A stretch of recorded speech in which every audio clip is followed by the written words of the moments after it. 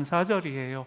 그래서 감사절을 지키라 라고 하는 말씀으로 같이 은혜를 받을까 합니다. 은혜를 나눌까 합니다.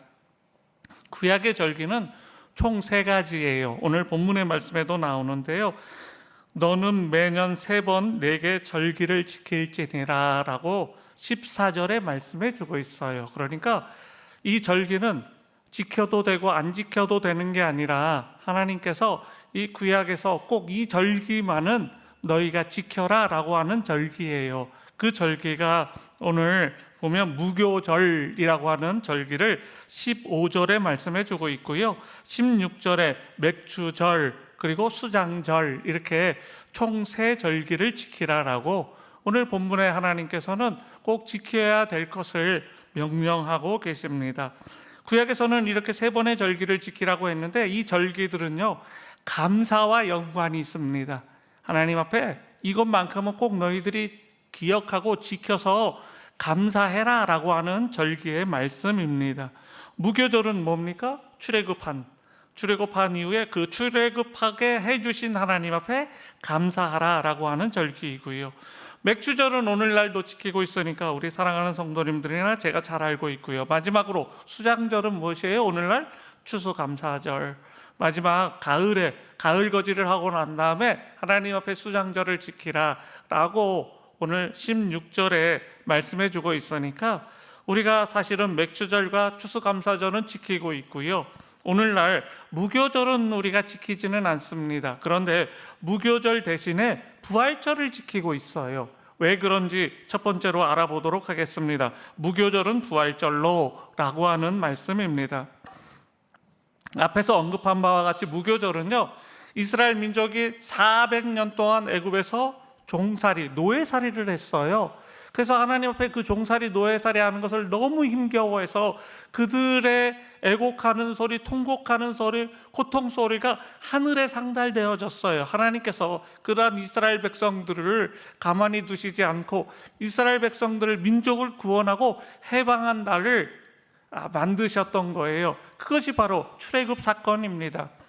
출애굽하기 전에 10가지 재앙을 내렸어요. 그런데 이스라엘 민족은 10가지 재앙을 맞이하지 않았습니다. 출애굽한 이후에 앞에는 홍해가 가로막혀 있고요, 뒤에는 애굽 군사들이 쳐들어오고 있고요. 그때 모세가 지팡이를 들어서 홍해를 쳤더니 홍해가 갈라지는 기적이 있었습니다. 그리고 쫓아오던 애굽 군사들은 어떻게 됐습니까? 그 홍해에 수장되어 버렸어요. 출애굽하는 기간 동안 하나님은 40년의 기간 동안 만나와 메추라기를 주셨습니다. 농사 짓지도 않고 먹을 것을 주셨어요. 그리고 낮에는 구름기둥, 밤에는 불기둥으로 그들을 인도해 주셨고 보호해 주셨고 함께해 주셨습니다. 사막 기후에 가보시면 알겠지만 그늘만 있으면 사막 기후도 참을만 합니다. 그늘만 있으면 사막 기후도 그렇게 덥지 않습니다. 왜냐하면 습도가 안 높기 때문에. 경험해 보신 분들은 알 거예요. 그 사막에서 어떻게 40년 동안 지냈대? 하나님이 지켜주셨기 때문에, 하나님이 함께 하셨기 때문에.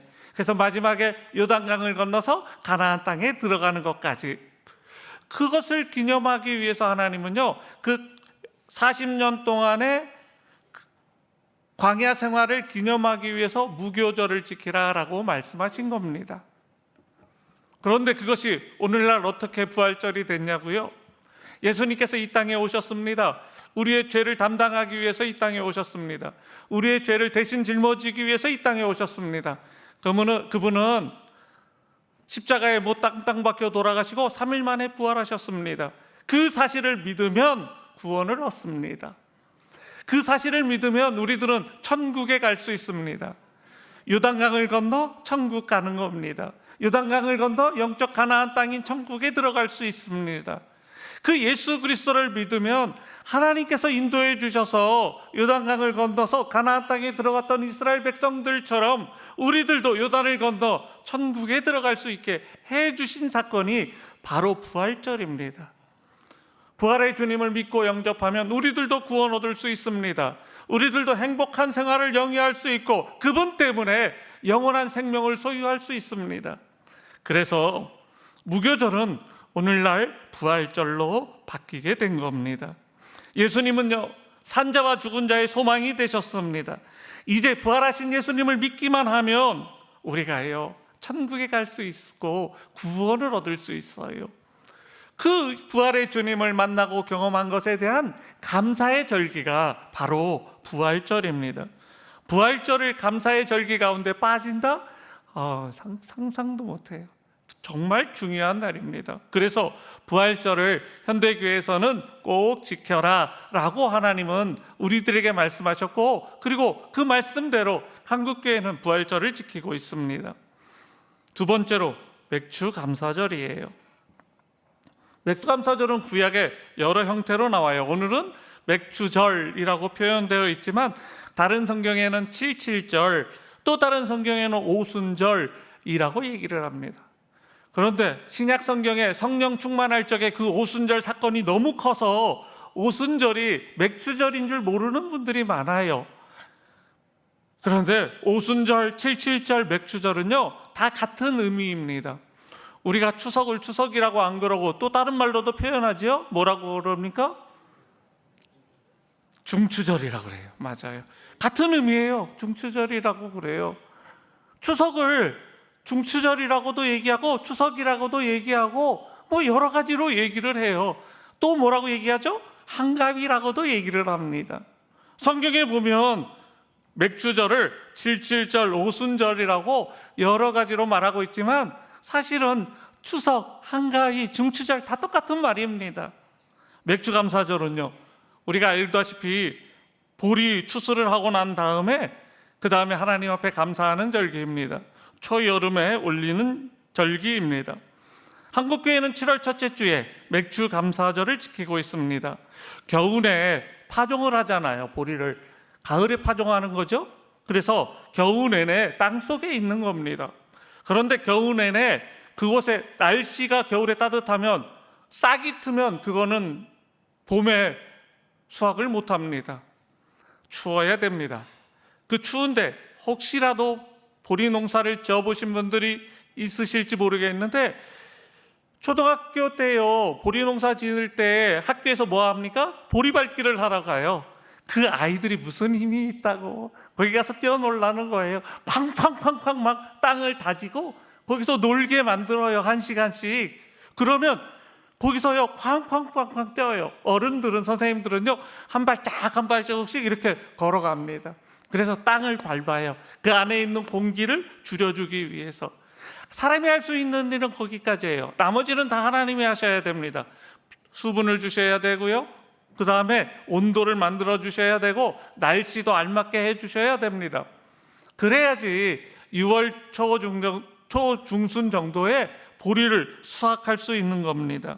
하나님이 따뜻한 온도, 날씨, 비를 통한 수분을 공급해 주셔야지 되는데 이거는 사람이 할 수 있는 일이 아니었습니다. 그 옛날에는 천수답이라고 해서 다 하늘에서 알아서 해주는 겁니다. 온전히 그 영역은 하나님의 영역이었기 때문에 추수를 하고 난 다음에 보리 수확을 하고 난 다음에 하나님 앞에 감사절기를 지키면서 하나님 앞에 감사하라라고 하신 말씀입니다. 그런데 어떤 분들은 그렇게 질문하시는 분들이 있어요. 지금은 보리 농사를 짓지도 않는데 무슨 맥주감사절을 지키냐, 그렇게 물어보시는 분들도 있습니다. 하지만 우리는요 맥주감사절에 그 하나님 앞에 지켜주시고 보호해 주셔서 하나님이 우리가 보리 농사를 잘 짓게 해주셨습니다. 그 감사의 마음을, 그 정신을 이어가자라는 겁니다. 옛날에 저도 못 겪어봤어요. 저희 때도 있었을 수 있지만 내가 너무 어렸으니까 보릿고개라고 있어요. 가을에 가을 거지를 하고 보릿고개는 뭐냐면 봄에 6월 달에 보리 농사 수확하기 전에 그 사이에 가을 농사 지은 건 다 먹고 아직 보리 추수는 안 했을 때, 그러니까 4월 5월 달 정도에 진짜 힘들고 어려울 때, 먹거리가 하나도 없을 때가 있었습니다. 그럴 적에 그것을 어떻게 넘겼냐면 칡뿌리 캐다가, 그리고 감자 농사 져서 그거 쌀밥에다가 보리쌀에다가 잔뜩 감자 넣어서 감자 하나 큰 거 넣으면 밥은 조금밖에 안 들어가잖아요. 그리고 거기다가 뭡니까? 또 뭐 여러 가지 재료들을 넣고, 심지어는 저희 집은 거기다가 옥수수 알갱이도 넣어 먹은 적도 있고요. 그 안에다가 이거 몸에 좋은 거라고 나물을 그렇게 넣어서, 심지어 정말 없을 때는 콩나물이라도 넣어가면서 그 양을 불리는 거예요. 그렇게 하면서 우리 부모님들이 생존하셨어요. 그것은 생존의 문제였습니다. 어떻게 하면 쌀을 아낄까 하는 마음에서 그렇게 해서 그 어려운 과정들을 겪고 난 다음에 보리 농사를 짓고 나면 그 다음서부터 굶주림이 해소가 되는 겁니다. 하나님이 이렇게 아름답게 풍성하게 열매 맺게 해주셔서 보리 농사 잘 짓게 해주셔서 감사합니다 라고 했던 그 정신을 이어받은 것입니다. 맥주절에는 지난 6개월을 지켜주신 하나님 앞에 감사하는 절기입니다. 맥주절은요, 하나님께서 지난 6개월 동안 우리 가정을 지켜주셨습니다. 우리 교회를 지켜주셨습니다. 하나님의 도우심이 아니었으면 이 어려움을 극복할 수 없었습니다 라고 하는 마음으로 감사의 절기를 지키는 절기가 바로 맥주절입니다. 하나님이 지켜주시지 않았다라고 한다면 지난 6개월 동안 아마 많은 어려움이 있었을 겁니다. 극복하지 못했을 겁니다. 이겨내지 못했을 겁니다. 어렵고 힘든 일을 잘 마무리할 수 있도록 나에게 새로운 힘을 허락해 주십시오 라고 하는 마음으로 하나님께 감사하는 절기입니다. 하나님이 우리의 생명을 지켜주셨고 우리의 건강을 지켜주셨고 우리의 사업장과 우리의 직장 생활을 지켜주셔서 감사합니다 라고 하는 절기가 바로 맥주 감사절입니다. 그러기에 오늘날도 꼭 지켜야 할 감사절기가 바로 맥주 감사절입니다. 세 번째로 추수감사절입니다. 영국에 있던 청교도들은요, 영국 국교회, 오늘날로 말하면 성공회가 영국 국교회였으니까 성공회의 다른 종교, 다른 교파를 믿는 것을 전부 다 박해했을 때예요. 성공회 안으로 들어오라고 그러는 거예요. 수많은 핍박을 받았어요. 그 중에서 핍박에서 벗어나기 위해서 신앙의 자유를 찾기 위해서 미국으로 이주한 크리스찬들이 원주민들의 도움으로 농사를 졌는데 첫 번째 수확을 하게 됐는데 수확이 잘 된 겁니다. 그래서 미국에서는 11월 셋째 주에 하나님 앞에 추수감사절을 지켰습니다. 청교도들은 가을에 거둔 모든 곡식과 풍요에 대해서 하나님께 함께 해주셔서 하나님이 도와주셔서 추수할 수 있었다라고 하는 마음으로 감사의 절기를 지키고 있습니다. 우리나라도 11월 셋째 주일날 추수감사절을 지킵니다. 그랬더니 어떤 분들은 이런 생각이 드시는 분들이 있을 거예요. 그거 미국의 전통인데 우리가 꼭 지켜야 되느냐라고 반문하시는 분들이 있을 수 있습니다. 그런데 우리나라는 미국의 전통을 따른 것은 아닙니다. 그 시기만 따른 겁니다. 그 외의 것들은 하나님의 말씀에 순종하는 겁니다. 오늘 말씀에서 나온 것처럼 수장절을 지키고 있는 것입니다. 미국의 절기를 따라했다, 추수감사절은 미국에서 시작했다, 그렇기 때문에 성경에 나온 게 아니다 라고 이야기하시는 분들이 있습니다. 그런데 그렇지 않습니다. 수장절이라고 하는 말씀이 오늘 본문의 말씀에 16절에 기록이 되어 있습니다. 16절 말씀을 한번 보실까요? 수장절을 지키라. 이는 내가 수고하여 이룬 것을 연말에 밭에서부터 거두어 저장함이니라. 연말에 그 추수한 것들을 저장하면서 하나님 앞에 지키는 절기가 수장절인 겁니다. 또 어떤 분들은 이렇게 얘기하시는 분들이 있어요. 한국교회가 감사절을 지키는 이유는 단지 헌금을 걷는 목적으로 지킨다라고 돈 많이 걷기 위해서 지키는 거다, 시비를 거시는 분들이 있습니다. 그러나 예물이 없는 절기는 성경에 없습니다. 오늘 본문의 말씀 볼까요? 15절, 빈손으로 내 앞에 나오지 말지니라 라고 말씀하고 있어요. 감사절을 지키는데 하나님 우리 마음만 받아주세요 그러지 말라는 거예요.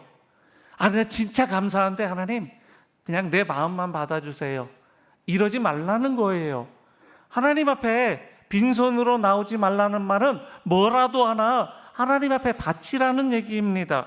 어떤 분들은 그렇게 말씀하세요. 목사님, 그러면 절기연금을 얼마 정도 해야 될까요? 진짜 어려운 질문을. 성경에 보면 액수를 정하지 않았어요. 진짜 감사한 마음을 담아서 하나님 앞에 빈손으로 안 나오고 예물을 바쳐야 되는데, 성경에 보면요, 진짜 부자들은 소 한 마리 바쳤어요. 조금 부자들은 양 한 마리 바쳤어요. 그냥 보통 평범하게 사는 사람들은 염소 한 마리 바쳤어요. 나는 진짜 가난하다 이런 사람들은요, 비둘기 한 마리 바쳤어요. 진짜 정말로 가난하다 그러면 조금만 바쳐도 돼요. 그러면 오늘날 그것을 액수로 환산할 수가 없잖아요. 성경에 나와 있는 것을 그러면 소 한 마리 값 얼마, 양 한 마리 값 얼마, 뭐 이렇게 염소 한 마리 값 얼마, 비둘기 한 마리 값 얼마, 이렇게 할 수는 없잖아요. 제가 여러분들의 형편과 사정 잘 아는 게 아니기 때문에 그렇습니다. 그러면 절기연금을 얼마 정도 바치는 게 좋은가? 우리 형편에 따라서, 벌이에 따라서 달라지는 겁니다. 여러분들 하나님 앞에 11조 예물을 드리시죠? 11조 예물은요, 내 벌이에서 10분의 1을 띄는 것과 같습니다. 그러면 절기연금은 11조 정도를 바치는 것이 가장 좋습니다.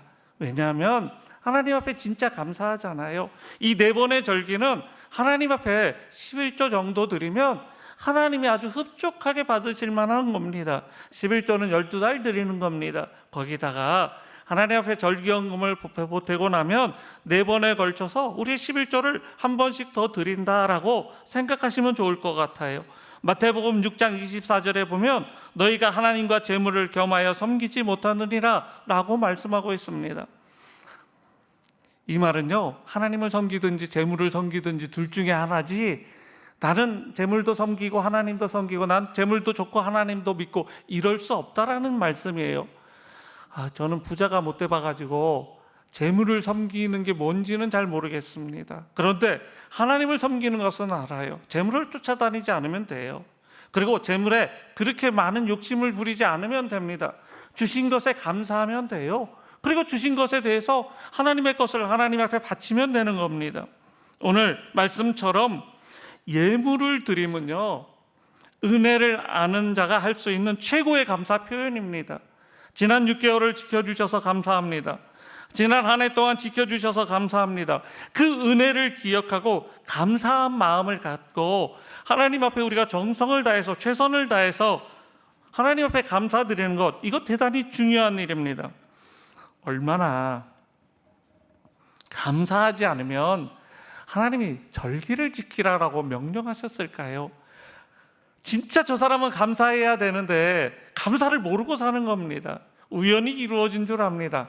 그리고 내가 잘나서 이루어진 줄 압니다. 하나님의 공로는 사라진 겁니다. 평생을 하나님의 은혜 가운데 살지 못하면 어떤 삶인가요? 비참한 삶입니다. 이제까지 지켜주시고 이제까지 함께해 주신 하나님 앞에 감사를 드리는 감사의 표현으로 정성껏 예물을 올려드리는 것, 그 자체가 하나님 앞에 아름다운 감사절을 지키는 마음입니다. 네 번째로 성탄절입니다. 구약에서는 3대 절기를 지키라고 하였습니다. 한국 교회에서도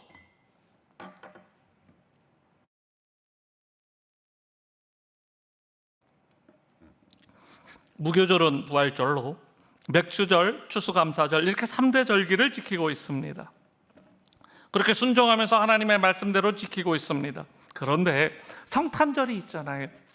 예수님이 이 땅에 오셔서 우리를 위해서 십자가에 못 박혀 돌아가시기까지 우리를 사랑하셨던, 하나님이 인간의 모습으로 오셨던 그 성탄절, 우리가 꼭 지켜야 되는 절기이고 꼭 기억해야 되는 절기입니다. 성탄절은 우리 때문에 오신 절기입니다. 인간을 구원하기 위해서 이 땅에 오신 예수님의 탄생을 감사하는 절기입니다. 예수님께서 이 땅에 태어나셨을 때에 동방박사들은 아기 예수님께 경배하고 탄생을 축하하기 위해서 황금과 유향과 모략을 드렸습니다. 그것을 본받아서 성탄절을 4대 절기 안으로 한국교회는 가지고 들어왔습니다. 그래서 아기 예수 그리스도께 감사하는 절기를 지키자라고 해서 한국교회에서는 4대 절기를 절기로 지키고 있습니다. 한국 기독교의 4대 절기는 그냥 넘어가서는 안 되는 절기입니다. 말로만 감사해서도 안 되는 절기임을 꼭 명심하시기 바랍니다. 진정으로 감사해야 될 절기입니다.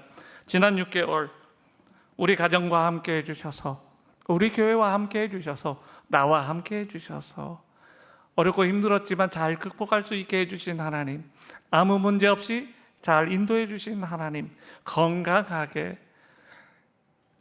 잘 회복할 수 있는 은혜를 주신 하나님, 그 하나님 앞에 오늘 마음 깊이 감사하시는 우리 사랑하는 성도님들 모두가 되시기를 예수님의 이름으로 축복합니다. 기도하시겠습니다.